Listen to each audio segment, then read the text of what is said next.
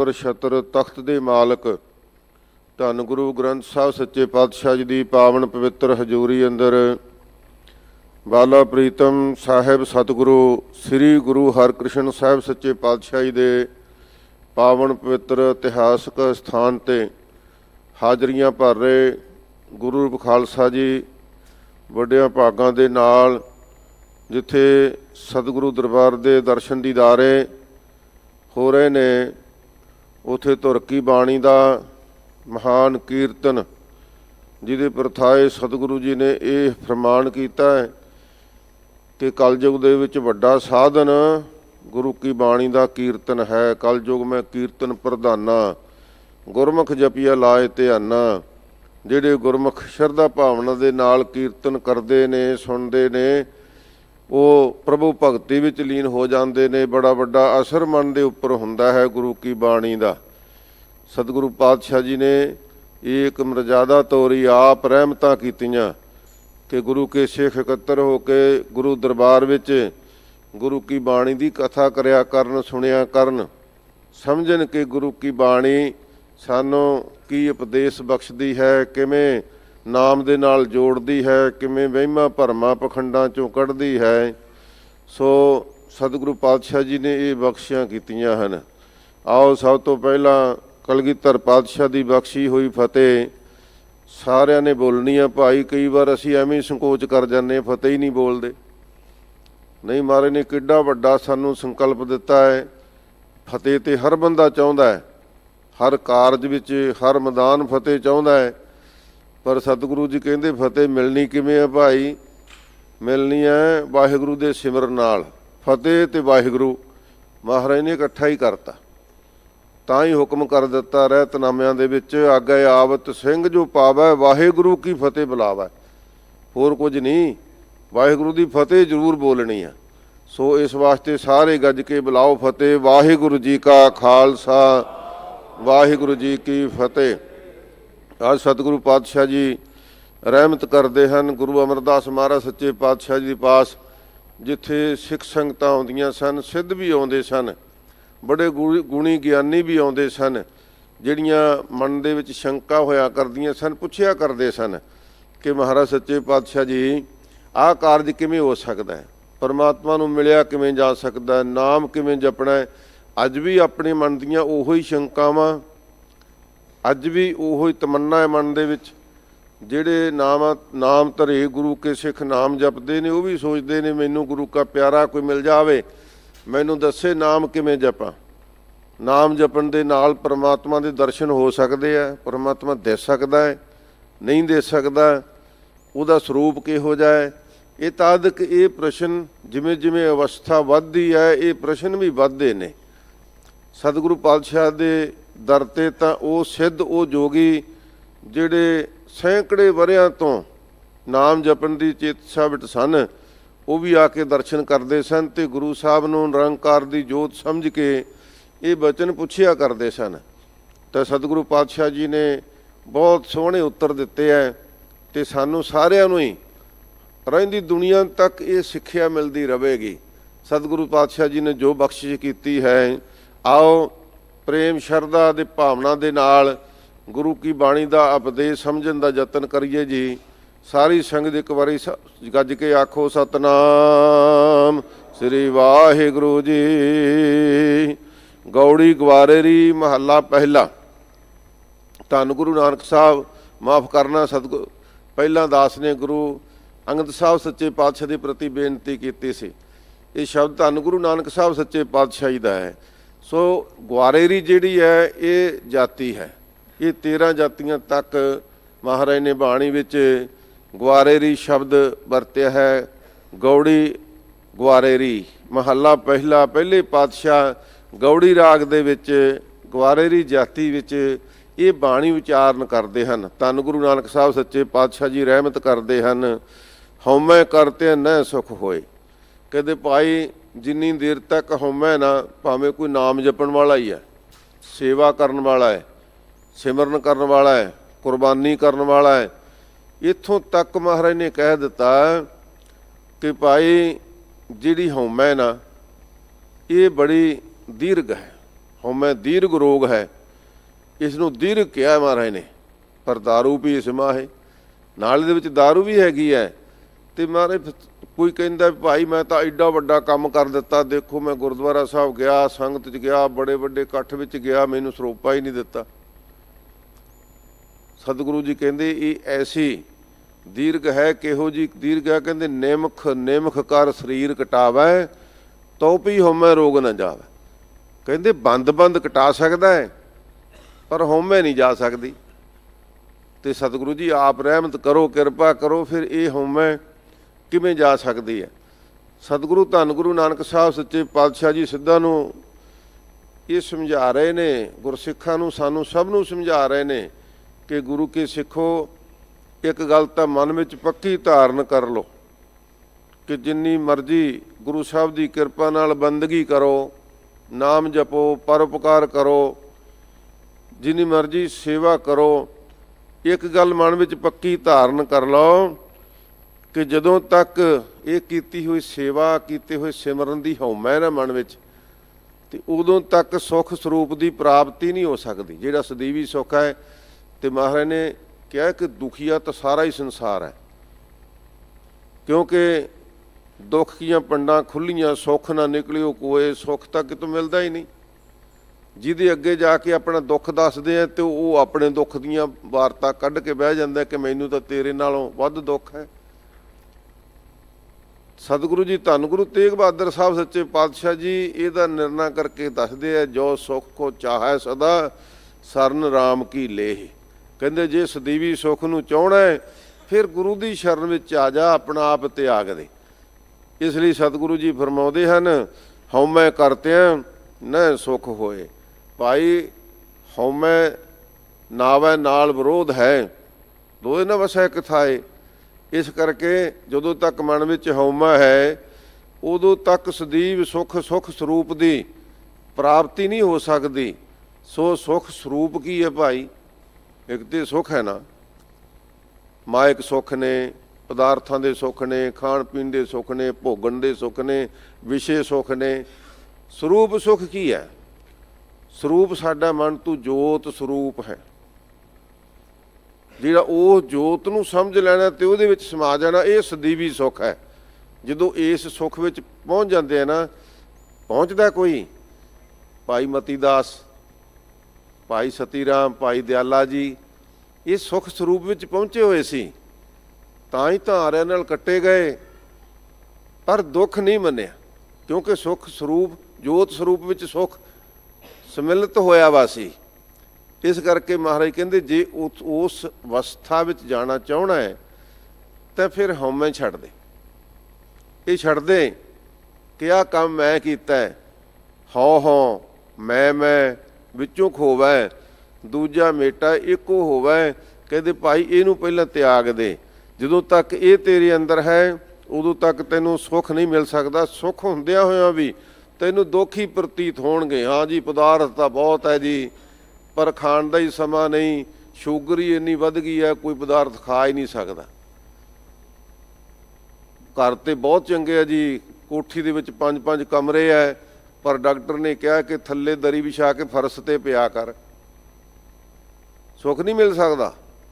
ਪਰ ਮਹਾਰਾਜ ਕਹਿੰਦੇ ਭਾਈ ਜਿਹੜੇ ਨਾਮ ਵਿੱਚ ਰੰਗੇ ਹੋਏ ਨੇ, ਪ੍ਰਭੂ ਪਰਮਾਤਮਾ ਵਿੱਚ ਲੀਨ ਨੇ, ਕਹਿੰਦੇ ਉਹਨਾਂ ਨੂੰ ਰੋੜਾਂ ਦੀਆਂ ਸੇਜਾਂ ਦੇ ਉੱਪਰ ਵੀ ਸੁੱਖ ਹੈ। ਉਹ ਹਮੇਸ਼ਾ ਸੁੱਖ ਦੀ ਵਿੱਚ, ਸੁੱਖ ਸਰੂਪ ਵਿੱਚ ਸਮਾ ਜਾਂਦੇ ਨੇ। ਮਹਾਰਾਜ ਸੱਚੇ ਪਾਤਸ਼ਾਹ ਜੀ ਇਹਦਾ ਭਾਵ ਕਰਨ ਵਾਸਤੇ, ਹਉਮੈ ਨੂੰ ਖਤਮ ਕਰਨ ਵਾਸਤੇ ਕੋਈ ਸਾਧਨ ਹੈ, ਕੋਈ ਤਰੀਕਾ ਹੈ? ਮਹਾਰਾਜ ਕਹਿੰਦੇ ਕਿਉਂ ਨਹੀਂ ਭਾਈ, ਬੜਾ ਸੋਹਣਾ ਤਰੀਕਾ ਹੈ। ਤਾਂ ਸਤਿਗੁਰੂ ਜੀ ਕਿਰਪਾ ਕਰੋ, ਆਪ ਜੀ ਦੱਸੋ। ਹਜ਼ੂਰ ਫਰਮਾਉਂਦੇ ਨੇ ਮਨ ਮਤ ਝੂਠੀ ਸਾਚਾ ਸੋਏ। ਕਹਿੰਦੇ ਜੇ ਜਿਹੜੀ ਤੇਰੀ ਮਨ ਦੀ ਮੱਤ ਹੈ ਵੀ ਮੈਂ ਆਹ ਕੰਮ ਕਰ ਲਵਾਂ, ਮੈਂ ਆਹ ਪਦਾਰਥ ਇਕੱਠਾ ਕਰ ਲਵਾਂ, ਇੰਨਾ ਕੁ ਬੈਲੈਂਸ ਵਧਾ ਲਵਾਂ, ਕਹਿੰਦੇ ਇਹ ਤਾਂ ਸਭ ਨਾਸ਼ਵੰਤ ਹੈ।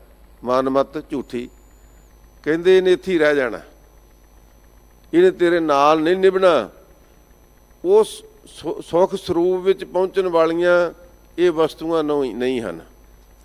ਇਹ ਸਾਰਾ ਸੰਸਾਰ, ਸਾਰੀ ਦੁਨੀਆ, ਸਾਰੇ ਮਿੱਤਰ ਦੋਸਤ, ਧੀਆਂ ਪੁੱਤਰ, ਕਹਿੰਦੇ ਇਹ ਸਾਰੇ ਮਤਲਬ ਦੇ ਨੇ।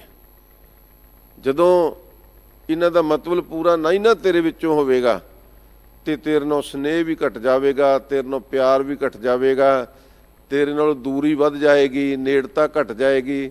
ਕਹਿੰਦੇ ਇਹ ਤੈਨੂੰ ਪ੍ਰਤੀਤ ਹੋਣ ਲੱਗੇਗਾ ਨਾ ਜਦੋਂ ਵੀ ਇਹ ਸਭ ਕੁਝ ਝੂਠਾ ਹੈ, ਉਦੋਂ ਤੂੰ ਕੁਝ ਕਰ ਨਹੀਂ ਸਕੇਗਾ, ਵੇਲਾ ਲੰਘ ਜਾਵੇਗਾ, ਵੇਲਾ ਬੀਤ ਜਾਵੇਗਾ। ਇਸ ਕਰਕੇ ਸਤਿਗੁਰੂ ਜੀ ਨੇ ਕਿਹਾ ਬੀਤ ਜਹ ਜਨਮ ਅਕਾਜ ਰੇ। ਕਹਿੰਦੇ ਵੇਖੀ ਕਿਤੇ ਦਿਨ ਤੇ ਸਰ ਪਰ ਪੌਸੀ ਰਾਤ, ਰਹਿਣ ਗਈ ਫਿਰ ਹੋਏ ਪ੍ਰਭਾਤ। ਇਹ ਤਾਂ ਖੂਹ ਦੀਆਂ ਟਿੰਡਾਂ ਚੱਲੀ ਜਾਣੀਆਂ ਹਨ। ਵੇਖੀ ਕਿਤੇ ਜਿਹੜਾ ਤੇਰਾ ਜਨਮ ਜਿਸ ਕਾਰਜ ਵਾਸਤੇ ਮਿਲਿਆ ਸੀ, ਭਈ ਪ੍ਰਾਪਤ ਮਾਨੁਖ ਦੇਹੁਰੀਆ, ਗੋਬਿੰਦ ਮਿਲਨ ਕੀ ਇਹ ਤੇਰੀ ਬਰੀਆ, ਉਹਦੇ ਤੋਂ ਵਾਂਝਾ ਨਾ ਰਹਿ ਜਾਵੀਂ। ਇਸ ਕਰਕੇ ਮਹਾਰਾਜ ਕਹਿੰਦੇ, ਮਹਾਰਾਜ ਸੱਚੇ ਪਾਤਸ਼ਾਹ ਫਿਰ ਜੇ ਮਨ ਦੀ ਮੱਤ ਤਿਆਗਣ ਵਾਸਤੇ ਕੀ ਕਰਨਾ ਚਾਹੀਦਾ ਹੈ? ਹਜ਼ੂਰ ਕਹਿੰਦੇ ਸਾਚਾ ਸੋਏ, ਜਿਹੜਾ ਸੁਤੇ ਪ੍ਰਕਾਸ਼ ਅਕਾਲ ਪੁਰਖ ਵਾਹਿਗੁਰੂ ਹੈ ਨਾ, ਉਹ ਕਹਿੰਦੇ ਸੱਚਾ ਹੈ। ਤੇ ਮਹਾਰਾਜ ਉਹ ਸੱਚੇ ਦੀ ਫਿਰ ਪ੍ਰਾਪਤੀ ਕਿਵੇਂ?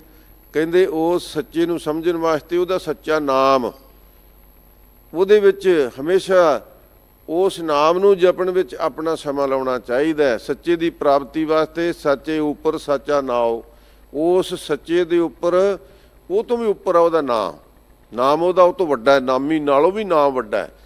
ਕਿਵੇਂ ਵੱਡਾ ਹੈ ਜੀ? ਜਿਵੇਂ ਇਹ ਚਾਰ ਦੀਵਾਰੀ ਤੋਂ ਬਾਹਰ ਕੋਈ ਮਨੁੱਖ ਖੜਾ ਹੋਵੇ, ਦਿੱਲੀ ਗੁਰਦੁਆਰਾ ਪ੍ਰਬੰਧਕ ਕਮੇਟੀ ਦਾ ਪ੍ਰਧਾਨ ਹੀ ਖੜਾ ਹੋਵੇ, ਜਾਣਦੇ ਤਾਂ ਹੈਗੇ ਆਪਾਂ, ਪਰ ਜੇ ਉਹਨੂੰ ਇੱਥੇ ਬੁਲਾਉਣਾ ਹੋਵੇ ਤਾਂ ਉਹਨੂੰ ਧੱਕ ਕੇ ਲਿਆਉਣ ਦੀ ਲੋੜ ਨਹੀਂ, ਬਾਹੋਂ ਫੜ ਕੇ ਲਿਆਉਣ ਦੀ ਲੋੜ ਨਹੀਂ। ਇੱਥੋਂ ਹੀ ਅਨਾਉਂਸਮੈਂਟ ਕਰ ਦਿੱਤਾ ਜਾਵੇ ਵੀ ਦਿੱਲੀ ਗੁਰਦੁਆਰਾ ਪ੍ਰਬੰਧਕ ਕਮੇਟੀ ਦਾ ਪ੍ਰਧਾਨ ਜਿੱਥੇ ਹੈਗਾ ਇੱਥੇ ਆ ਜਾਵੇ, ਤੇ ਬਹੁਤਾ ਹੀ ਗੱਲ ਉਹਦਾ ਨਾਮ ਹੀ ਲੈ ਦਾਂਗੇ ਵੀ ਫਲਾਨਾ ਸਿੰਘ ਇੱਥੇ ਆ ਜਾਵੇ, ਉਹ ਆ ਜਾਏਗਾ। ਲੈਣ ਤਾਂ ਨਹੀਂ ਗਿਆ ਕੋਈ, ਆਪੇ ਹੀ ਆ ਗਿਆ ਨਾ। ਇਸੇ ਤਰ੍ਹਾਂ ਆਪਾਂ ਨੂੰ ਦਿਸਦਾ ਨਹੀਂ, ਉਹ ਕੰਧ ਤੋਂ ਓਹਲੇ ਹੈ, ਪਰ ਜਦੋਂ ਉਹਦਾ ਨਾਮ ਜਪਾਂਗੇ ਨਾ, ਪਰਮਾਤਮਾ ਦਾ ਨਾਮ ਲਈ ਜਾਵਾਂਗੇ ਤਾਂ ਉਹ ਆ ਜਾਏਗਾ। ਫਿਰ ਕਬੀਰ ਕੇਸੋ ਕੂਕੀਏ ਨਾ ਸੋਈਏ ਆਸਾਰ, ਰਾਤ ਦਿਵਸ ਕੇ ਕੂਕਣੇ ਕਬ ਹੈ ਕਿ ਸੁਣੈ ਪੁਕਾਰ। ਇੱਕ ਵਾਰੀ ਸੰਤ ਬਾਬਾ ਜਰਨੈਲ ਸਿੰਘ ਖਾਲਸਾ ਜੀ ਨੂੰ, ਕੈਸਟਾਂ ਦੇ ਵਿੱਚ ਵੀ ਚੱਲ ਰਿਹਾ ਨਾਮ, ਉਹ ਸੰਗਤ ਆ ਕੇ ਪੁੱਛਦੀ, ਬਾਬਾ ਜੀ ਰੱਬ ਦਾ ਨਾਮ ਕਿਵੇਂ ਜਪਣਾ ਚਾਹੀਦਾ? ਕਹਿੰਦੇ ਭਾਈ ਤੁਸੀਂ ਜਪਦੇ ਵੀ ਆ ਕਿ ਗੱਲਾਂ ਹੀ ਕਰਦੇ ਆ? ਪੁੱਛਣਾ ਹੀ ਹੈ ਕਿ ਜਪਣਾ ਵੀ ਹੈ? ਨਹੀਂ ਮਹਾਰਾਜ ਜ਼ਰੂਰ ਜਪਣਾ ਜੀ, ਦੱਸੋ ਜੀ, ਆਪ ਜੀ ਕਿਰਪਾ ਕਰੋ। ਕਹਿੰਦੇ ਜਿਹੜੀ ਗੁਰੂ ਸਾਹਿਬ ਨੇ ਕਿਰਪਾ ਕੀਤੀ ਕਿਤੇ ਘੱਟ ਹੈ, ਉਹ ਕਿਰਪਾ ਕਿਤੇ ਛੋਟੀ ਹੈ। ਕਹਿੰਦੇ ਰੱਬ ਕਿਤੇ ਬੋਲਾ ਹੈ ਵੀ ਉਹਨੂੰ ਸੁਣਦਾ ਨਹੀਂ? ਤੁਸੀਂ ਤਾਂ ਐਂ ਗੱਲਾਂ ਕਰਦੇ ਆ ਵੀ ਤੁਸੀਂ ਬਹੁਤ ਜਪਿਆ ਹੋਵੇ ਤੇ ਰੱਬ ਨੇ ਤੁਹਾਡੀ ਗੱਲ ਹੀ ਨਾ ਸੁਣੀ ਹੋਵੇ ਤਾਂ ਮੇਰੇ ਕੋਲੇ ਆ ਗਏ। ਕਹਿੰਦੇ ਉਹਨਾਂ ਨੇ ਆਹੀ ਪੰਕਤੀ ਪੜ੍ਹੀ ਸੀ, ਕਬੀਰ ਕੇਸੋ ਕੂਕੀਆ ਨਾ ਸੋਈਐ ਆਸਾਰ। ਕਹਿੰਦੇ ਜਪੋ ਤਾਂ ਸਹੀ, ਉਹ ਪਰਮਾਤਮਾ ਤਾਂ ਹਿਰਦੇ ਵਿੱਚ ਜਪਿਆ ਹੋਇਆ ਨਾਮ ਵੀ ਸੁਣਦਾ ਹੈ, ਤੇ ਜਿਹੜਾ ਉੱਚੀ ਜਪਣਾ ਨਾ, ਉਹ ਤਾਂ ਤੁਸੀਂ ਆਪਣੇ ਆਪ ਨੂੰ ਸੁਣਾਉਣਾ ਹੈ, ਆਪਣੇ ਕੰਨਾਂ ਦੇ ਰਾਹੀਂ ਬਾਕੀ ਆਵਾਜ਼ਾਂ ਬੰਦ ਕਰਨੀਆਂ ਕਿ ਮੇਰਾ ਮਨ ਉਸ ਨਾਮ ਨੂੰ ਸੁਣ ਲਵੇ। ਇਸ ਕਰਕੇ ਸਾਚਾ ਸੋਏ, ਉਹ ਸੱਚਾ ਪਰਮਾਤਮਾ ਦਾ ਨਾਮ ਸੱਚਾ ਹੈ, ਉਹਦੇ ਦੁਆਰਾ ਜਿਹੜੀ ਦੀ ਵਿਭੂਤੀ ਇਕੱਠੀ ਕਰ ਲਈ, ਨਾਮ ਸਿਮਰਨ ਦੀ ਭਾਵ ਭਗਤੀ ਦਾ ਖਜ਼ਾਨਾ ਭਰ ਲਿਆ, ਉਹ ਸੱਚਾ ਸਦੀਵੀ ਹੈ। ਮਨ ਦੀ ਮੱਤ ਝੂਠੀ ਹੈ ਭਾਈ, ਸਗਲ ਬਗੂਤੇ ਭਾਵੈ ਦੋਏ। ਕਹਿੰਦੇ ਦੁਬਦਾ ਦੇ ਵਿੱਚ ਲੱਗ ਕੇ ਸਾਰੀ ਦੁਨੀਆ ਜਿਹੜੀ ਹੈ ਉਹ ਖੱਜਲ ਹੋ ਰਹੀ ਹੈ, ਵਿਭੂਤੀ ਖਰਾਬ ਹੋ ਰਹੀ ਹੈ। ਕਹਿੰਦੇ ਉਹ ਸਾਰੇ ਭਾਈ ਦਵੈਸ਼ ਭਾਵ ਵਿੱਚ ਲੱਗੇ ਹੋਏ ਹੈ, ਦੁਬਦਾ ਦੇ ਵਿੱਚ ਕਿਸੇ ਦਾ ਬੁਰਾ ਕਰਨ ਵਿੱਚ ਹੀ ਚਿੱਤ ਨਹੀਂ ਜਾਣੀ ਹੈ, ਤੇ ਮਹਾਰਾਜ ਦਾ ਹੁਕਮ ਤੋਂ ਉਲਟ ਚੱਲਣਾ। ਮਹਾਰਾਜ ਦਾ ਹੁਕਮ ਕੀ ਹੈ ਭਾਈ? ਪਰ ਕਾ ਬੁਰਾ ਨਾ ਰਾਖੈ ਚੀਤ, ਤੁਮ ਕੋ ਦੁੱਖ ਨਹੀਂ ਭਾਈ ਮੀਤ। ਜੇ ਸੁੱਖ ਚਾਹਣਾ ਹੈ ਤੇ ਪਰਾਏ ਦਾ ਬੁਰਾ ਨਾ ਸੋਚ। ਫਿਰ ਜੇ ਪਰਾਏ ਦਾ ਸੱਚਾ ਸੋਚੇਗਾ, ਉਹਦੇ ਵਿੱਚ ਵੀ ਪ੍ਰਭੂ ਪਰਮਾਤਮਾ ਹੈ ਤੇ ਰੱਬ ਤੇਰੇ ਤੇ ਪ੍ਰਸੰਨ ਹੋਵੇਗਾ। ਲੈ ਵੀ ਇਹ ਤਾਂ ਫਲਾਣੇ ਦਾ ਚੰਗਾ ਹੀ ਚਾਹੁੰਦਾ, ਇਹ ਨਾ ਸੋਚ ਫਲਾਣੇ ਨੂੰ ਪਦਵੀ ਮਿਲ ਗਈ, ਮੈਂ ਤਾਂ ਐਵੇਂ ਸੜਕਾਂ ਤੇ ਤੁਰਿਆ ਫਿਰਦਾ। ਨਹੀਂ, ਕਹਿ ਮੈਨੂੰ ਵੀ ਕਿਤੇ ਮਿਲ ਜੂ, ਸੱਚੇ ਪਾਤਸ਼ਾਹ ਤੂੰ ਕਿਰਪਾ ਕੀਤੀ ਹੈ, ਇਸ ਗੁਰਸੁੱਖ ਨੂੰ ਤਾਂ ਬੜੀਆਂ ਤੋਂ ਵੱਡੀਆਂ ਪਦਵੀਆਂ ਦਿੱਤੀਆਂ, ਬੜੀ ਉਪਮਾ ਦਿੱਤੀ ਹੈ, ਖੁਸ਼ ਹੋ ਤੂੰ। ਇਸ ਕਰਕੇ ਮਹਾਰਾਜ ਕਹਿੰਦੇ ਦਵੈਸ਼ ਵਿੱਚ ਹੀ ਨਾ ਲੱਗਾ ਰਹਿ ਕਿ ਇਹਦਾ ਬੁਰਾ ਕੋਲੇ ਕੋਈ ਨਹੀਂ, ਅੱਜ ਤਾਂ ਪਦਵੀ ਮਿਲ ਗਈ, ਕੱਲ੍ਹ ਨੂੰ ਰੋਲ ਕੇ ਦਿਖਾਊਂਗਾ, ਤੂੰ ਤਾਂ ਕਹਿੰਦਾ ਇਹਦੇ 'ਚ ਲੱਗਾ ਹੋਇਆ। ਨਾ, ਕਹਿੰਦੇ ਭਾਈ ਤੂੰ ਬਾਣੀ ਨੂੰ ਸਮਝ, ਨਾਮ ਨੂੰ ਸਮਝ। ਮਹਾਰਾਜ ਸੱਚੇ ਪਾਤਸ਼ਾਹ ਜੀ ਕਹਿੰਦੇ ਇਹ 'ਚ ਤਾਂ ਸਾਰੀ ਦੁਨੀਆ ਹੀ ਖੱਜਲ ਹੋ ਰਹੀ ਹੈ। ਹਜ਼ੂਰ ਫਰਮਾਉਂਦੇ ਹਨ, ਸੋ ਕਮਾਵੈ ਜੋ ਧੁਰ ਲਿਖਿਆ ਹੋਏ। ਮਹਾਰਾਜ ਦੀ ਕੋਈ ਕਮਾਈ ਵੀ ਕਰਦਾ, ਕੋਈ ਰੱਬ ਦੀ ਕਮਾਈ ਵੀ ਕਰਦਾ ਹੈ। ਕਹਿੰਦੇ ਹਾਂ ਭਾਈ ਦੇਖੋ 84 ਲੱਖ ਜੂਨਾਂ 'ਚੋਂ ਕੱਢ ਕੇ ਬਹੁਤ ਵੱਡਾ ਪਰਉਪਕਾਰ ਕੀਤਾ ਅਕਾਲ ਪੁਰਖ ਵਾਹਿਗੁਰੂ ਨੇ। ਅਤੇ ਜਿਹੜੇ ਉਸ ਧੁਰੋਂ ਲਿਖੇ ਹੋਏ ਕਰਮ ਨੂੰ ਸਮਝ ਲੈਂਦੇ ਨੇ ਕਿ ਇਹ ਮਨੁੱਖਾਂ ਦੇ ਹੀ ਬੜੀ ਅਨਮੋਲ ਹੈ, ਅਤੇ ਉਹ ਤਾਂ ਭਾਈ ਉਹਦੇ 'ਤੇ ਸਤਿਗੁਰੂ ਦੀ ਕਿਰਪਾ ਹੋ ਜਾਂਦੀ ਹੈ। ਉਹ ਪਰਮਾਤਮਾ ਦੇ ਨਾਮ ਨੂੰ ਜਪਦੇ ਹਨ। ਸੋ ਉਹਨਾਂ ਦੇ ਧੁਰੋਂ ਲਿਖੇ ਹੋਏ ਕਰਮ ਨੂੰ ਸਮਝਣਾ ਹਰ ਇੱਕ ਦੀ ਗੱਲ ਨਹੀਂ। ਉਹ ਬਹੁਤੇ ਤਾਂ ਅਸੀਂ ਕਹਿੰਦੇ ਹਾਂ ਆਹ ਜੱਗ ਮਿੱਠਾ ਅਗਲਾ ਕੰਡਿੱਠਾ, ਅਤੇ ਬਹੁਤੇ ਜਿਹੜੇ ਗੁਰੂ ਦੇ ਨਾਮ ਨੂੰ ਸਮਝਦੇ ਨੇ ਉਹ ਕਹਿੰਦੇ ਭਾਈ ਆਹ ਹੀ ਸਮਾਂ ਹੈ, ਇਹ ਸਮੇਂ ਨੂੰ ਗਵਾਉਣਾ ਵਿਅਰਥ ਨਾ ਚਲਾ ਜਾਵੇ ਕਿਤੇ, ਇਹਨੂੰ ਅਸੀਂ ਲੇਖੇ ਵਿੱਚ ਲਾਉਣਾ ਹੈ। ਇਸ ਕਰਕੇ ਸਤਿਗੁਰੂ ਜੀ ਫਰਮਾਉਂਦੇ ਹਨ ਕਿ ਭਾਈ ਉਸ ਧੁਰੋਂ ਲਿਖੇ ਹੋਏ ਕਰਮ ਨੂੰ ਪ੍ਰਾਪਤ ਕਰਨ ਵਾਸਤੇ ਕਮਾਈ ਕਰਨੀ ਪੈਂਦੀ ਹੈ। ਤਾਂ ਸਤਿਗੁਰੂ ਸੱਚੇ ਪਾਤਸ਼ਾਹ ਜੀ ਫਰਮਾਉਂਦੇ ਹਨ, ਜਿਨ੍ਹਾਂ ਦੇ ਧੁਰੋਂ ਇਹੋ ਜਿਹੇ ਕਰਮ ਲਿਖ ਕੇ ਮਹਾਰਾਜ ਨੇ ਮਨੁੱਖਾ ਜਨਮ ਦੇ ਕੇ ਖੰਡੇ ਬਾਟੇ ਦੇ ਅੰਮ੍ਰਿਤ ਦੀ ਦਾਤ ਦੇ ਕੁੰਭ ਲਾਏ ਹੋਏ ਆ, ਫਿਰ ਵੀ ਨਾ ਛਕੀਏ, ਫਿਰ ਵੀ ਗੁਰਦੁਆਰਾ ਸਾਹਿਬ ਨਾ ਆਈਏ, ਕਥਾ ਕੀਰਤਨ ਨਾ ਸੁਣੀਏ, ਅਤੇ ਫਿਰ ਗਲਤੀ ਕਿਹਦੀ ਹੈ ਭਾਈ? ਮਹਾਰਾਜ ਕਹਿੰਦੇ ਜਿਨ੍ਹਾਂ ਦੇ ਧੁਰੋਂ ਲਿਖੇ ਹੋਏ ਕਰਮ ਨੇ ਉਹੀ ਭਾਈ ਪਰਮਾਤਮਾ ਦੇ ਨਾਮ ਦਾ ਸਿਮਰਨ ਕਰਦਾ, ਭਜਨ ਕਰਦਾ ਹੈ। ਐਸਾ ਜਗ ਦੇਖਿਆ ਜੁਆਰੀ।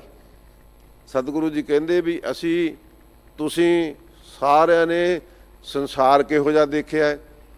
ਕਹਿੰਦੇ ਇਹ ਇਹੋ ਜਿਹਾ ਜੂਆ ਖੇਡਦਾ ਹੈ, ਜੂਏ 'ਤੇ ਲਾਉਂਦਾ ਵੀ ਕੁਛ ਨਹੀਂ। ਜੂਏਬਾਜ਼ ਤਾਂ ਜੂਏ 'ਤੇ ਕੁਝ ਪੈਸਾ ਲਾਉਂਦੇ ਆ ਨਾ, ਅਤੇ ਬਾਕੀਆਂ ਤੋਂ ਜੂਏ 'ਚ ਜਿੱਤਣ ਦੀ ਆਸ ਰੱਖਦੇ ਆ। ਅਤੇ ਇੱਥੇ ਕੀ ਹੈ? ਕਹਿੰਦੇ ਸੇਵਾ ਥੋੜ੍ਹੀ ਮੰਗਣ ਬਹੁਤਾ। ਕਹਿੰਦੇ ਇੱਥੇ ਤਾਂ ਸੰਸਾਰ ਸੀ ਦੇਖਿਆ ਹੈ, ਐਸਾ ਜਗ ਦੇਖਿਆ ਜੁਆਰੀ, ਐਸਾ ਜੂਏਬਾਜ਼, ਐਸਾ ਮਸਕਰਾ ਦੇਖਿਆ ਹੈ ਸਾਰੇ ਸੰਸਾਰ ਦਾ। ਸਭ ਸੁੱਖ ਮੰਗੈ ਨਾਮ ਵਿਸਾਰੀ।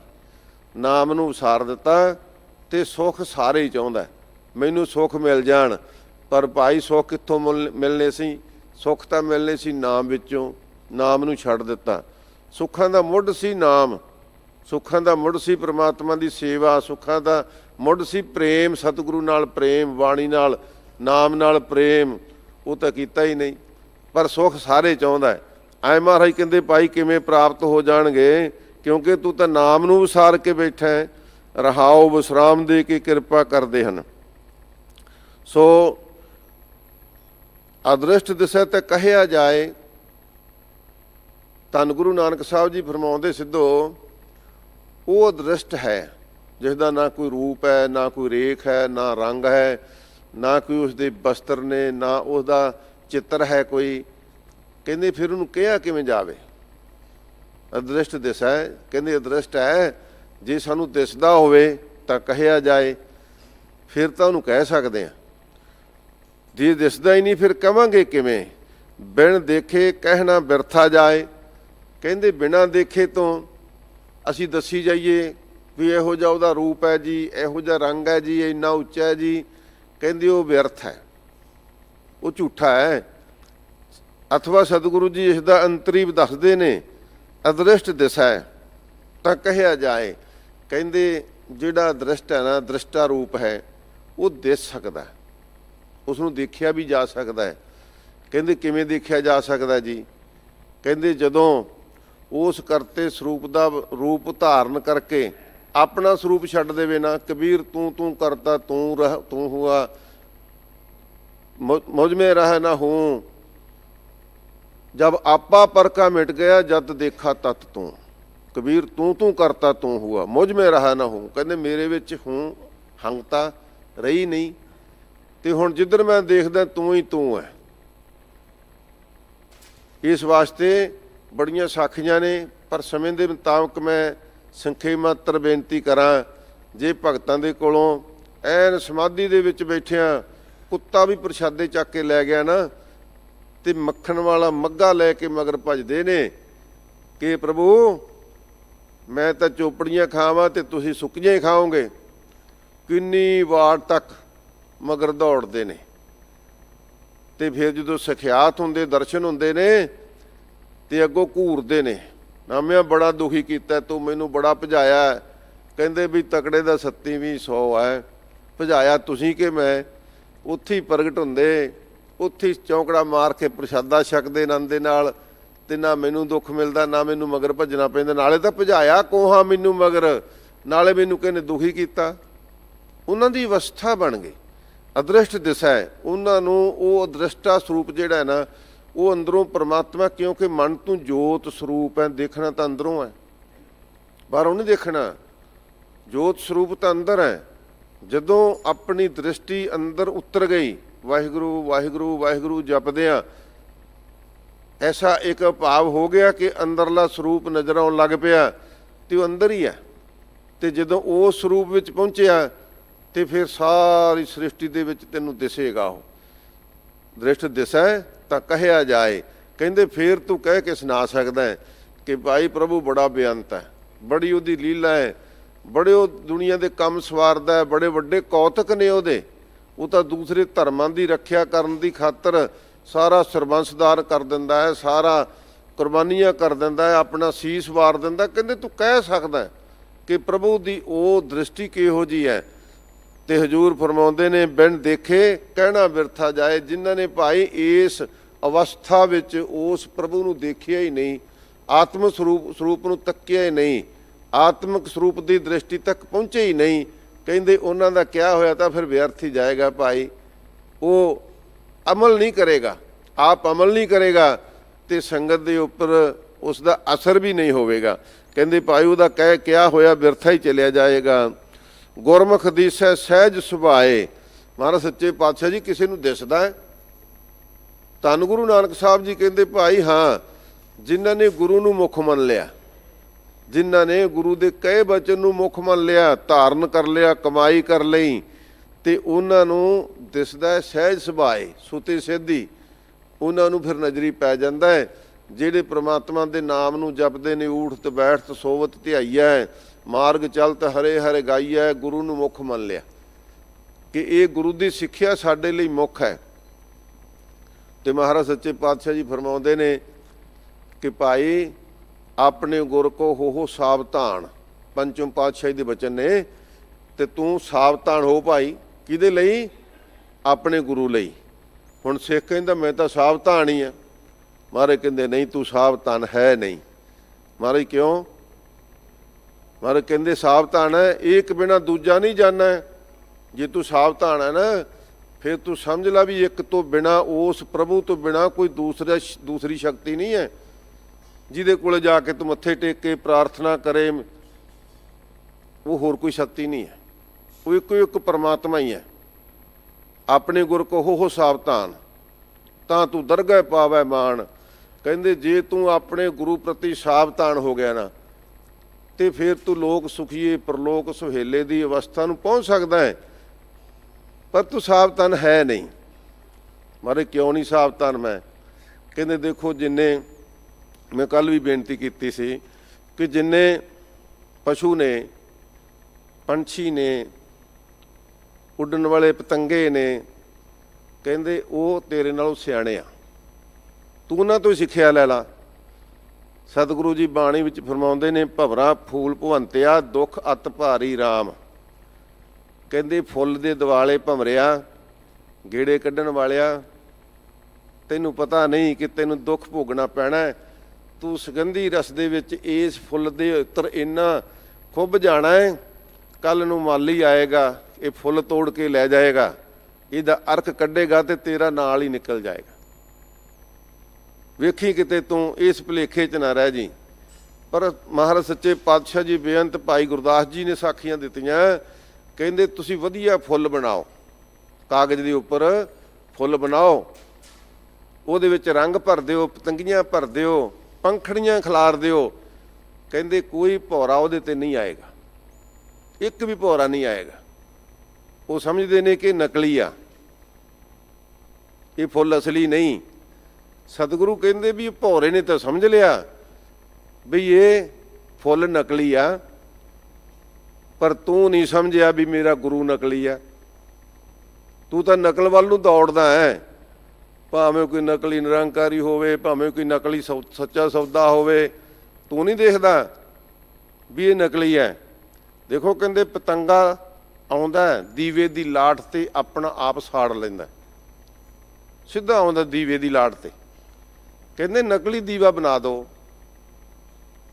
ਬਹੁਤ ਸੁੰਦਰ ਦੀਵਾ ਬਣਾ ਕੇ ਸੋਹਣੀ ਲਾਟ ਕੱਢ ਦਿਓ, ਮਨੁੱਖ ਨੂੰ ਭਾਵੇਂ ਭੁਲੇਖਾ ਪੈਂਦਾ ਹੋਵੇ ਵੀ ਦੀਵਾ ਹੀ ਜਗਦਾ, ਪਰ ਪਤੰਗਾ ਨਹੀਂ ਆਏਗਾ ਉਹਦੇ ਤੇ, ਉਹ ਸਮਝੇਗਾ ਕਿ ਨਕਲੀ ਆ। ਆਪਣੇ ਗੁਰ ਕੋ ਹੋ ਸਾਵਧਾਨ, ਕਹਿੰਦੇ ਭਾਈ ਆਪਣੇ ਗੁਰੂ ਪ੍ਰਤੀ ਸਾਵਧਾਨ ਹੋ ਗੁਰਸਿੱਖਾ, ਤੂੰ ਤਾਂ ਨਕਲੀਆਂ ਤੇ ਤੂੰ ਤਾਂ ਉਦੋਂ ਵੀ ਗਿਰ ਗਿਆ, ਤੂੰ ਤਾਂ ਜਾ ਕੇ ਕਬਰਾਂ ਤੇ ਲਾਈਨਾਂ ਲਾ ਕੇ ਖੜਾ ਹੈ, ਹਰੀਆਂ ਚਾਦਰਾਂ ਹੱਥ 'ਚ ਫੜੀਆਂ, ਗਲ 'ਚ ਗਾਤਰਾ ਵੀ ਪਾਇਆ, ਪੰਜਾਂ ਪਿਆਰਿਆਂ ਤੋਂ ਅੰਮ੍ਰਿਤ ਵੀ ਜ਼ਰੂਰ ਛਕਿਆ ਹੋਵੇਗਾ, ਪਰ ਤੂੰ ਸਾਵਧਾਨ ਹੈ ਆਪਣੇ ਗੁਰੂ ਪ੍ਰਤੀ ਨਹੀਂ। ਮਹਾਰਾਜ ਕਹਿੰਦੇ ਤੂੰ ਥੋੜ੍ਹਾ ਜਿਹਾ ਸਾਵਧਾਨ ਹੋ, ਤੂੰ ਕਿਤੇ ਇਸ ਪਾਸੇ ਨਾ ਰੁੜ ਜਾਈ, ਨਕਲ ਦੇ ਵਿੱਚ ਹੀ ਨਾ ਪੈ ਜਾਈ, ਅਸਲ ਨੂੰ ਭੁੱਲ ਹੀ ਜਾਵੇਂ। ਸਤਿਗੁਰੂ ਪਾਤਸ਼ਾਹ ਜੀ ਇੱਥੇ ਕਿਰਪਾ ਕਰਦੇ ਹਨ ਕਿ ਭਾਈ ਉਹ ਗੁਰੂ ਦੇ ਪਿਆਰੇ ਗੁਰਮੁਖ ਦੀਸੈ ਸਹਿਜ ਸੁਭਾਏ, ਜਿਨ੍ਹਾਂ ਨੇ ਗੁਰਮਤਿ ਨੂੰ ਧਾਰਨ ਕਰ ਲਿਆ, ਸੁਤੇ ਸਿੱਧੀ ਉਹਨਾਂ ਨੂੰ ਆਪਣੀ ਅੰਤਰ ਅਵਸਥਾ ਦੇ ਵਿੱਚੋਂ ਉਹ ਆਤਮਿਕ ਜੋਤ ਦਿਸ ਪੈਂਦੀ ਹੈ, ਉਹਨਾਂ ਨੂੰ ਸਹਿਜ ਸੁਭਾਅ ਹੀ ਪਰਮਾਤਮਾ ਦੇ ਦਰਸ਼ਨ ਹੁੰਦੇ ਨੇ। ਸੇਵਾ ਸੁਰਤ ਏਕ ਲਿਵ ਲਾਏ, ਪਰ ਕਹਿੰਦੇ ਆਹ ਤਰੀਕਾ ਹੈ, ਇੱਕ ਲਿਵ ਲਾ ਕੇ ਸੇਵਾ ਵੀ ਕਰੇ, ਤੇ ਸੇਵਾ ਕਰਦਿਆਂ ਕਰਦਿਆਂ ਨਾਮਾ ਕਹੈ ਤਲੋਚਨਾ ਮੁਖ ਤੇ ਨਾਮ ਸੰਭਾਲ, ਹਾਥ ਪਾਉ ਕਰ ਕਾਮ ਸਭ, ਚਿਤ ਨਿਰੰਜਨ ਨਾਲ ਚਿੱਤ ਦੇ ਨਾਲ ਵਾਹਿਗੁਰੂ ਵਾਹਿਗੁਰੂ ਵਾਹਿਗੁਰੂ ਜਪੀ ਚੱਲੀ। ਕਹਿੰਦੇ ਫੇਰ ਭਾਈ ਉਸ ਪਰਮਾਤਮਾ ਦੀ ਤੇਰੇ ਤੇ ਜ਼ਰੂਰ ਕਿਰਪਾ ਹੋਵੇਗੀ, ਨਹੀਂ ਤਾਂ ਕੀ ਹੁੰਦਾ ਸੁਖ ਮੰਗਤ ਦੁੱਖ ਆਗਲ ਹੋਏ। ਕਹਿੰਦੇ ਸੁੱਖ ਬਹੁਤ ਮੰਗਦਾ, ਪਰ ਜਿਸ ਸੁੱਖ ਤੇ ਸਿਵ ਬ੍ਰਹਮ ਡਰਾਨਾ, ਸੋ ਸੁਖ ਹਮੋ ਸਾਚ ਕਰ ਜਾਨਾ। ਜਿਨ੍ਹਾਂ ਵਿਸ਼ੇ ਸੁੱਖਾਂ ਦੇ ਵਿੱਚੋਂ ਕਹਿੰਦੇ ਮੋਹਣੀ ਰੂਪ ਦੇ ਵਿੱਚ ਸ਼ਿਵ ਜੀ ਡਰ ਗਿਆ ਸੀ, ਬ੍ਰਹਮਾ ਨੇ 4 ਮੁਖ ਧਾਰਨ ਕਰ ਲਏ ਸੀ, ਕਹਿੰਦੇ ਉਹ ਵੀ ਡਰ ਗਏ ਸੀ। ਕਹਿੰਦੇ ਤੁਸੀਂ ਉਹੀ ਸੁੱਖ ਮੰਗਦੇ ਆ, ਮੈਨੂੰ ਸੁੰਦਰ ਔਰਤ ਮਿਲ ਜਾਵੇ, ਮੈਂ ਵਿਸ਼ੇ ਸੁੱਖ ਭੋਗ ਲਵਾਂ। ਤੂੰ ਨਹੀਂ ਜਾਣਦਾ ਕਿ ਇਹਦੇ 'ਚ ਤੈਨੂੰ ਦੁੱਖ ਹੀ ਪ੍ਰਾਪਤ ਹੋਣਾ ਹੈ।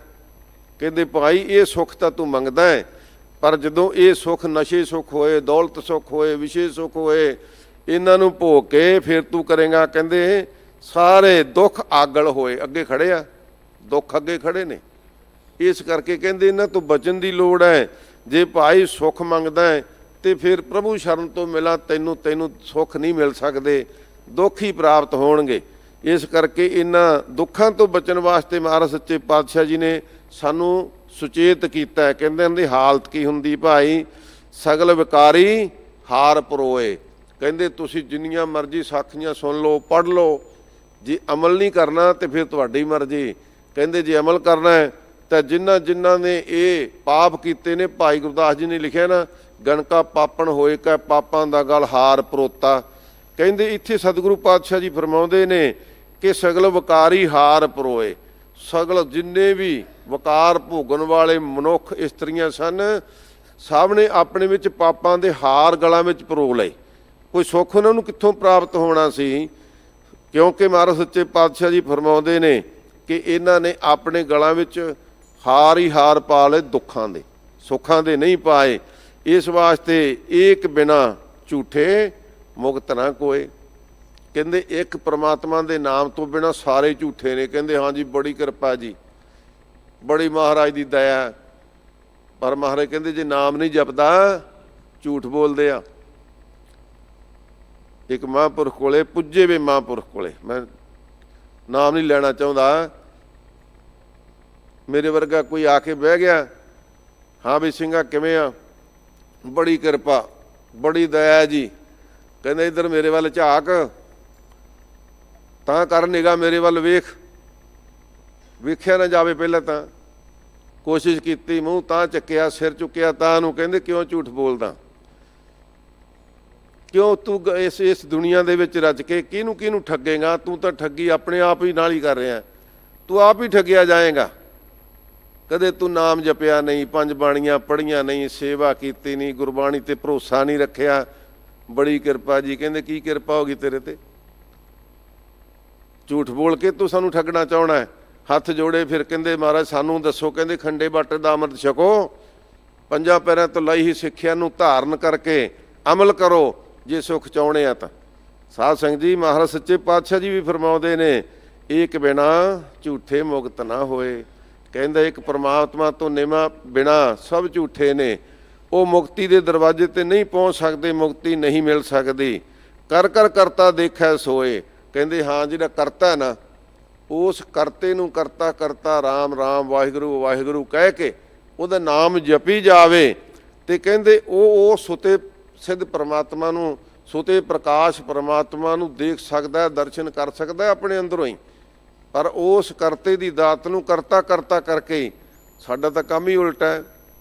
ਅਸੀਂ ਹਰ ਥਾਂ ਤੇ ਜਾ ਕੇ ਨਮਸਕਾਰ ਜਾਂਦੇ, ਬਾਬੇ ਬੁੱਢੇ ਦੀ ਪੀੜ ਜਾਂਦੇ, ਮਹਾਰਾਜ ਸਾਡੇ ਤੇ ਕਰ ਕਿਰਪਾ, ਸਾਨੂੰ ਪੁੱਤ ਬਖਸ਼ ਦੇ। ਅਸੀਂ ਬੰਗਲਾ ਸਾਹਿਬ ਆਉਣੇ, ਅਸੀਂ ਸੀਸਗੰਜ ਸਾਹਿਬ ਜਾਂਦੇ ਹਾਂ, ਤੇ ਜਦੋਂ ਮਹਾਰਾਜ ਨੇ ਪੁੱਤਰ ਬਖਸ਼ਤਾ ਨਾ, ਉਸੇ ਦਿਨ ਹੀ ਮੋਹਰ ਲਾ ਦੇਣੀ, ਇਹ ਪੁੱਤ ਮੇਰਾ ਹੈ। ਇਹ ਨਹੀਂ ਇੱਕ ਵਾਰੀ ਵੀ ਕਹਿਣਾ ਕਿ ਧੰਨ ਗੁਰੂ ਹਰਕ੍ਰਿਸ਼ਨ ਸਾਹਿਬ ਨੇ ਕਿਰਪਾ ਕੀਤੀ ਹੈ, ਉੱਦਾਂ ਹੀ ਛੱਡ ਦਿੱਤਾ ਖਹਿੜਾ ਵੀ ਨਹੀਂ ਇਹ ਤਾਂ ਮੇਰਾ ਹੈ। ਤੇ ਕਹਿੰਦੇ ਇਸ ਮੇਰ ਨਹੀਂ ਤੇਰਾ ਬੇੜਾ ਡੋਬਿਆ, ਨਹੀਂ ਤਾਂ ਤੂੰ ਕਹਿਣਾ ਸੀ ਤਾਂ ਪਰਮਾਤਮਾ ਦੀ ਦਾਤ ਹੈ, ਇਹ ਤਾਂ ਰੱਬ ਦੀ ਦਾਤ ਹੈ। ਜੇ ਕਿਤੇ ਬੱਚੇ ਦੇ ਮਨ ਵਿੱਚ ਸੰਸਕਾਰ ਪਾ ਦਈਏ ਕਿ ਇਹ ਰੱਬ ਦੀ ਦਾਤ ਹੈ, ਧੰਨ ਗੁਰੂ ਕਲਗੀਧਰ ਮਹਾਰਾਜ ਸੱਚੇ ਪਾਤਸ਼ਾਹ ਜੀ ਨੇ ਸਾਨੂੰ ਇਹ ਪ੍ਰੈਕਟੀਕਲ ਰੂਪ ਵਿੱਚ ਦੱਸਿਆ।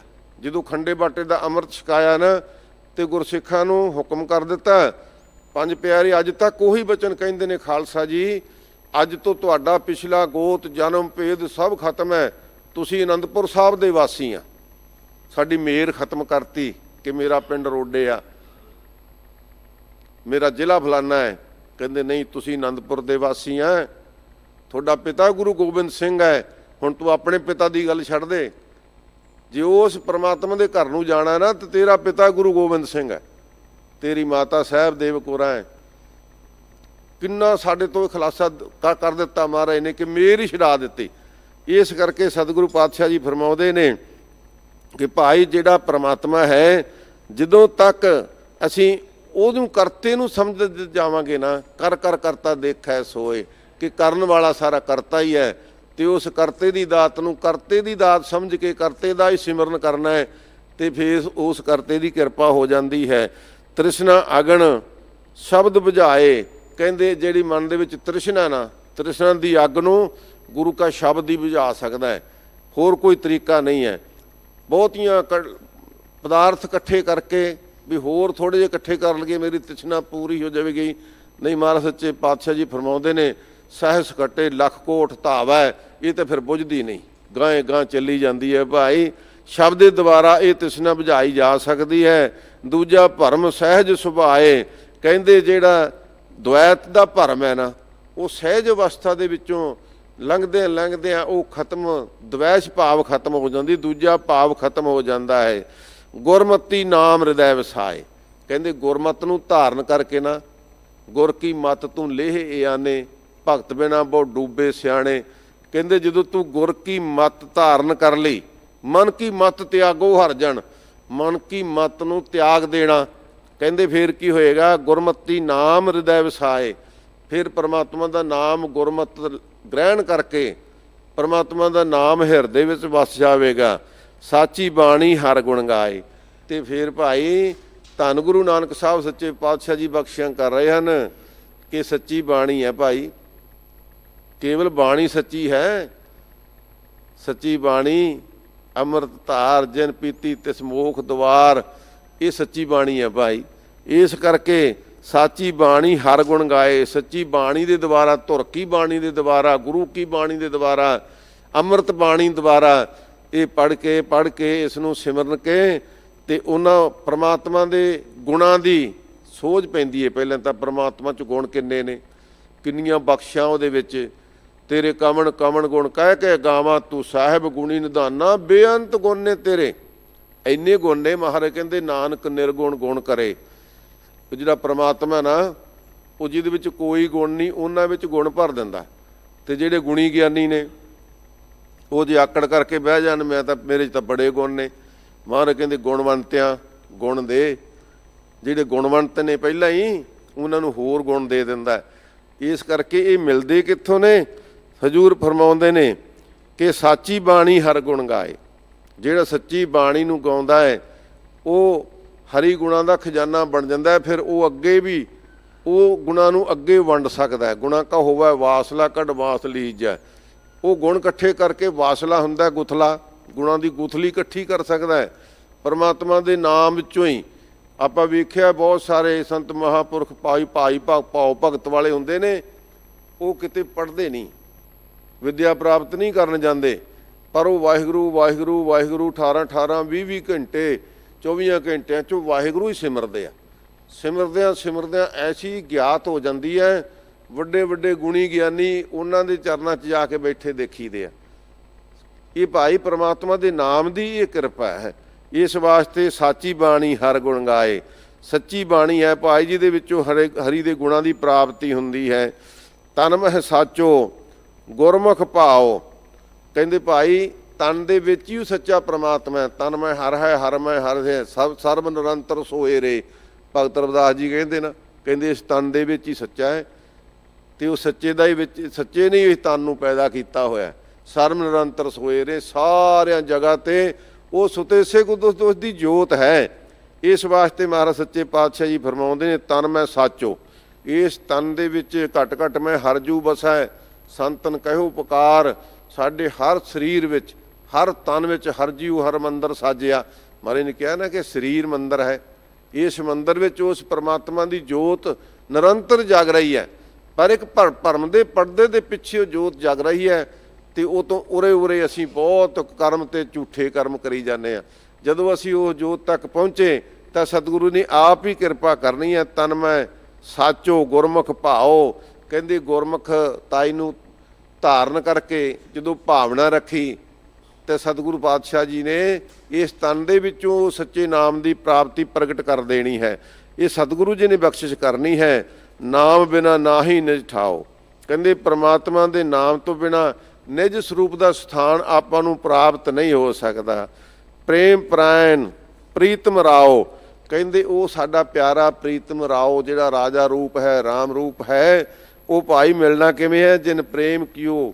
ਕਹਿੰਦੇ ਇੱਕ ਗੱਲ ਹੈ ਮਹਾਰਾਜ, ਕਹਿੰਦੇ ਨਹੀਂ, ਕਹਿੰਦੇ ਭਾਈ ਆਪਾਂ ਇਹ ਗੱਲ ਕਰਦਿਆਂ ਕਹਿੰਦੇ ਭਾਈ ਮੈਂ ਤੈਨੂੰ ਸੱਚੀ ਗੱਲ ਦੱਸਾਂ, ਆ ਧਿਆਨ ਨਾਲ ਸੁਣ, ਮੈਂ ਤੈਨੂੰ ਸੱਚੀ ਗੱਲ ਦੱਸਦਾ।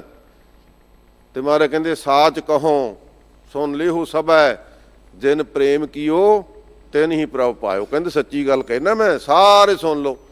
ਜਿਹਨੇ ਪ੍ਰੇਮ ਕੀਤਾ ਪ੍ਰਭੂ ਦੇ ਨਾਲ, ਪ੍ਰੇਮ ਪ੍ਰਾਇਣ ਪ੍ਰੀਤਮ ਰਾਓ, ਕਹਿੰਦੇ ਉਹ ਰਾਜਾ ਰੂਪ ਪ੍ਰੀਤਮ ਮੇਰਾ ਪਿਆਰਾ, ਜਿਹਦੇ ਨਾਲ ਅਸੀਂ ਪ੍ਰੇਮ ਕਰਾਂਗੇ ਤੇ ਉਹ ਇੰਨਾ ਕਠੋਰ ਚਿੱਤ ਨਹੀਂਗਾ। ਜਦੋਂ ਅਸੀਂ ਪ੍ਰੇਮ ਨਾਲ ਬਾਣੀ ਪੜਾਂਗੇ, ਪ੍ਰੇਮ ਨਾਲ ਵਾਹਿਗੁਰੂ ਵਾਹਿਗੁਰੂ ਵਾਹਿਗੁਰੂ ਜਪਾਂਗੇ, ਤੇ ਉਹ ਵੀ ਸਾਡੇ ਨਾਲ ਪ੍ਰੇਮ ਕਰੇਗਾ। ਨਦਰ ਕਰੇ ਤਾਂ ਬੂਝੈ ਨਾਓ। ਇਸ ਕਰਕੇ ਭਾਈ ਜਦੋਂ ਵਾਹਿਗੁਰੂ ਵਾਹਿਗੁਰੂ ਪ੍ਰੇਮ ਨਾਲ ਜਪਿਆ, ਫਿਰ ਉਹਦੀ ਕਿਰਪਾ ਦ੍ਰਿਸ਼ਟੀ ਸਾਡੇ ਤੇ ਪੈ ਗਈ, ਤੇ ਫਿਰ ਅਸੀਂ ਉਸ ਨਾਮ ਨੂੰ ਸਮਝ ਆਵਾਂਗੇ, ਉਸ ਨਾਮ ਦੀ ਸਾਨੂੰ ਸੋਝੀ ਆ ਜਾਵੇਗੀ। ਸਤਿਗੁਰੂ ਜੀ ਕਿਰਪਾ ਕਰਦੇ ਨੇ। ਮਾਇਆ ਮੋਹ ਸਰਬ ਜੰਜਾਲਾ, ਕਹਿੰਦੇ ਭਾਈ ਜਿਹੜੀ ਮਾਇਆ ਦੇ ਵਿੱਚ ਅਸੀਂ ਲੱਗੇ ਨਾ, ਮਾਇਆ ਮਨੋ ਨਾ ਵੀਸਰੈ, ਮੰਗੈ ਦਮਾ ਦਮ, ਸੋ ਪ੍ਰਭ ਚਿਤ ਨ ਆਵੇ ਨਾਨਕ ਨਹੀਂ ਕਰਮ। ਕਹਿੰਦੇ ਸੁੱਧ ਕਰਮ ਦੀ ਸੁੱਧ ਹੀ ਨਹੀਂ, ਪਰ ਕਹਿੰਦੇ ਭਾਈ ਇਸ ਮਾਇਆ ਦੇ ਵਿੱਚ ਤਾਂ ਸਾਰਾ ਜੰਜਾਲ ਹੀ ਜੰਜਾਲ ਹੈ, ਦੁਨੀਆ ਦੇ ਵਿੱਚ ਲੱਗੀ ਹੋਈ ਹੈ। ਪਰ ਤੂੰ ਕੀ ਕਰਨਾ ਹੈ? ਮਨਮੁਖ ਕੁਚੀਲ ਕੁਚਰਤ ਬਿਕਰਾਲਾ, ਇਹਨਾਂ ਦੀ ਹਾਲਤ ਦੱਸਦੇ। ਕਹਿੰਦੇ ਜਿਹੜੇ ਮਾਇਆ ਧਾਰੀ ਹੈ ਨਾ, ਨਾਮ ਤੋਂ ਸਿੱਖਣੇ, ਸੇਵਾ ਤੋਂ ਸਿੱਖਣੇ, ਭਉ ਭਗਤੀ ਤੋਂ ਸਿੱਖਣੇ ਮਾਇਆ ਧਾਰੀ। ਬਹੁਤ ਸਾਰੇ ਮਾਇਆ ਧਾਰੀ ਗੁਰਮੁਖ ਪਿਆਰੇ ਵੀ ਹਨ ਜਿਹੜੇ ਮਾਇਆ ਨੂੰ ਸਫਲੀ ਕਰਦੇ ਆ, ਸਮਝਦੇ ਨੇ ਕਿ ਇਹ ਮਾਇਆ ਪਰਉਪਕਾਰ ਲਈ ਪਰਮਾਤਮਾ ਨੇ ਸਾਨੂੰ ਬਖਸ਼ੀ ਹੈ। ਪਰ ਇਹਨਾਂ ਗੁਣਾਂ ਤੋਂ ਜਿਹੜੇ ਸਿੱਖਣੇ ਨੇ ਮਹਾਰਾਜ ਉਹਨਾਂ ਦਾ ਜ਼ਿਕਰ ਕਰਦੇ ਨੇ, ਕਿਉਂਕਿ ਪਹਿਲਾਂ ਹੀ ਕਹਿ ਦਿੱਤਾ ਮਨਮੁਖ, ਜਿਹੜੇ ਮਨਮੁਖਤਾਈ ਦੇ ਵਿੱਚ ਰਚੇ ਹੋਏ ਨੇ ਕਿ ਮੈਂ ਜੋ ਕਰਦਾ ਉਹੀ ਠੀਕ ਹੈ। ਕਹਿੰਦੇ ਉਹ ਕੁਚੀਲ ਨੇ, ਕੁਕਰਮੀ ਨੇ, ਸਰੀਰ ਕਰਕੇ ਵੀ ਕੁਚੀਲ ਨੇ, ਗੰਦੇ ਨੇ। ਸੋ ਇਸ ਕਰਕੇ ਕੁਚਰਤ, ਤੇ ਉਹਨਾਂ ਦੇ ਕੰਮ ਵੀ ਕੁਚੱਜੇ ਨੇ, ਤੇ ਬਿਕਰਾਲਾ ਭਿਆਨਕ ਰੂਪ ਕੰਮ ਕਰਦੇ ਨੇ। ਭੈੜੇ ਇੰਨੇ ਕੰਮ ਕਰਦੇ ਨੇ, ਇੰਨੇ ਭਿਆਨਕ ਕੰਮ ਕਰਦੇ ਨੇ, ਦੱਸੇ ਹੀ ਨਹੀਂ ਜਾ ਸਕਦੇ। ਕਹਿੰਦੇ ਭਾਈ ਇਹ ਹਾਲਤ ਹੁੰਦੀ ਹੈ। ਮਹਾਰਾਜ ਸੱਚੇ ਪਾਤਸ਼ਾਹ ਜੀ ਬਚਾ ਕੀ ਹੈ? ਸਤਿਗੁਰ ਸੇਵੇ ਚੁੱਕਾ ਜੰਜਾਲਾ। ਕਹਿੰਦੇ ਭਾਈ ਸਤਿਗੁਰੂ ਦਾ ਸੇਵਨ ਕਰੇ, ਸਿਮਰਨ ਕਰੇ, ਭਉ ਭਗਤੀ ਕਰੇ, ਤੇ ਫਿਰ ਇਹ ਬਕਰਾਲ ਰੂਪ ਜੰਜਾਲ ਨੂੰ ਮਹਾਰਾਜ ਸੱਚੇ ਪਾਤਸ਼ਾਹ ਜੀ ਖਤਮ ਕਰ ਦਿੰਦੇ ਨੇ, ਚੁੱਕ ਦਿੰਦੇ ਨੇ। ਅੰਮ੍ਰਿਤ ਨਾਮ ਸਦਾ ਸੁਖ ਨਾਲਾ, ਕਹਿੰਦੇ ਭਾਈ ਜਿਹੜਾ ਅੰਮ੍ਰਿਤ ਨਾਮ ਹੈ ਨਾ, ਇਹ ਤਾਂ ਸਦਾ ਹੀ ਤੇਰੇ ਨਾਲ ਹੈ। ਮਹਾਂਪੁਰਖਾਂ ਨੇ ਇਹਦੇ ਅਰਥ ਕੀਤੇ, ਸਦਾ ਸੁਖ ਨਾਲਾ। ਨਾਲਾ ਨਾਮ ਸੂਆ ਵਗਦਾ ਨਾ, ਰਜਵਾੜਾ ਵਗਦਾ ਹੈ, ਨਹਿਰ ਵਗਦੀ ਹੈ, ਨਾਲਾ ਵਗਦਾ ਹੈ। ਕਹਿੰਦੇ ਸੁੱਖਾਂ ਦਾ ਨਾਲਾ ਵਗਦਾ ਤੇਰੇ ਨਾਲ। ਕਹਿੰਦੇ ਅੰਮ੍ਰਿਤ ਨਾਮ ਸਦਾ ਸੁਖ ਨਾਲਾ। ਇਹ ਸੁੱਖ ਦੇਣ ਵਾਲਾ ਪਰਮਾਤਮਾ ਦਾ ਨਾਮ ਤਾਂ ਤੇਰੇ ਨਾਲ ਹੀ ਹੈ। ਤੇ ਜਿਹਨੇ ਸਾਂਭ ਲਿਆ ਭਾਈ, ਹਿਰਦੇ ਵਿੱਚ ਗ੍ਰਹਿਣ ਕਰ ਲਿਆ ਪਰਮਾਤਮਾ ਦੇ ਨਾਮ ਨੂੰ, ਤੇ ਸੁੱਖ ਉਹਦੇ ਨਾਲ ਹੀ ਆ ਜਾਣੇ ਆ, ਉਹ ਮੰਗਣ ਦੀ ਲੋੜ ਨਹੀਂ ਪੈਣੀ। ਇਸ ਵਾਸਤੇ ਕਹਿੰਦੇ ਭਾਈ ਅੰਮ੍ਰਿਤ ਨਾਮ, ਇਹ ਅੰਮ੍ਰਿਤ ਨਾਮ ਇੰਨਾ ਸ੍ਰੇਸ਼ਟ ਹੈ, ਇਹਦੇ ਨਾਲ ਸਦਾ ਸੁੱਖ, ਸਦੀਵੀ ਸੁੱਖ ਰਹਿਣ ਵਾਲੇ ਨਾਲਾ ਨਾਲ ਹੀ ਆ ਜਾਣੇ। ਨਾ ਆਲਾ, ਇਹ ਆਲਾ ਘਰ ਹੈ ਸੁੱਖਾਂ ਦਾ, ਪਰਮਾਤਮਾ ਦਾ ਨਾਮ। ਇਹ ਤਾਂ ਭਰਿਆ ਹੋਇਆ ਘਰ ਹੈ ਲਵਾ ਲਵ ਪਰਮਾਤਮਾ ਦਾ ਨਾਮ। ਤੇ ਮਹਾਰਾਜ ਨੇ ਸਾਨੂੰ ਬਖਸ਼ਿਆ ਭਾਈ, ਅਸੀਂ ਇਹ ਤੋਂ ਵਾਂਝੇ ਨਾ ਰਹਿ ਜਾਈਏ। ਧੰਨ ਗੁਰੂ ਨਾਨਕ ਸਾਹਿਬ ਕਿਰਪਾ ਕਰਦੇ ਨੇ, ਗੁਰਮੁਖ ਬੂਝਾ ਏਕ ਲਿਵ ਲਾਏ। ਕਹਿੰਦੇ ਜਿਹੜੇ ਗੁਰਮੁਖ ਹੈ ਨਾ, ਉਹ ਸਮਝਦੇ ਆ ਫਿਰ ਨਾਮ ਦੀ ਇਸ ਸ਼ਕਤੀ ਨੂੰ ਸਮਝਣ ਵਾਸਤੇ ਫਿਰ ਕੀ ਕਰਦੇ ਨੇ।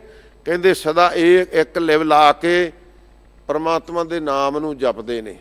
ਉਹ ਅੰਮ੍ਰਿਤ ਵੇਲੇ ਉੱਠਦੇ ਨੇ, ਨਮਸਤਵੰ ਅਕਾਲੇ, ਨਮਸਤਵੰ ਕਿਰਪਾਲੇ, ਪਰਮਾਤਮਾ ਦੇ ਨਾਮ ਵਿੱਚ ਲੀਨ ਹੋ ਜਾਂਦੇ ਨੇ।